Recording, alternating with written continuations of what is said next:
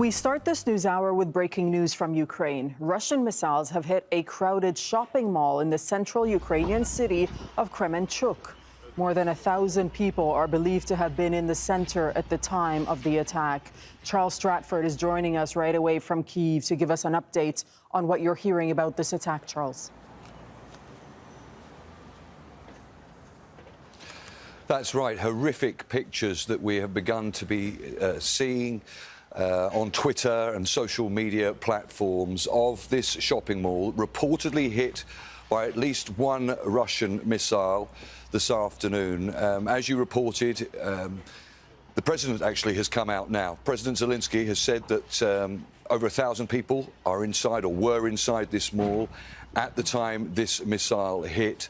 The city is interesting in as far as what's happened there in the last few days. Certainly yesterday, there was a Russian attack on a bridge in the city. There was one person confirmed dead in that strike, another 5 injured.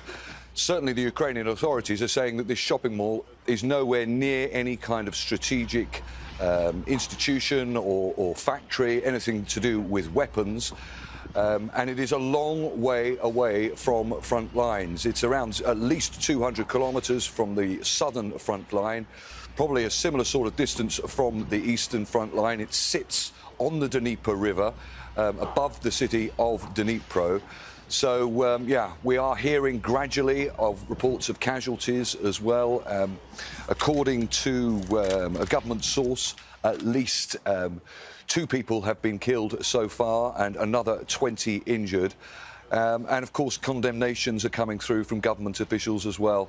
The head of the presidential office describing it as basically another Russian atrocity. Russia should be called to account for this attack. Of course, Russia has continuously said that it has no intention of hitting civilian targets and actively tries to avoid them. It was interesting yesterday, the missile strikes in the capital, Kiev.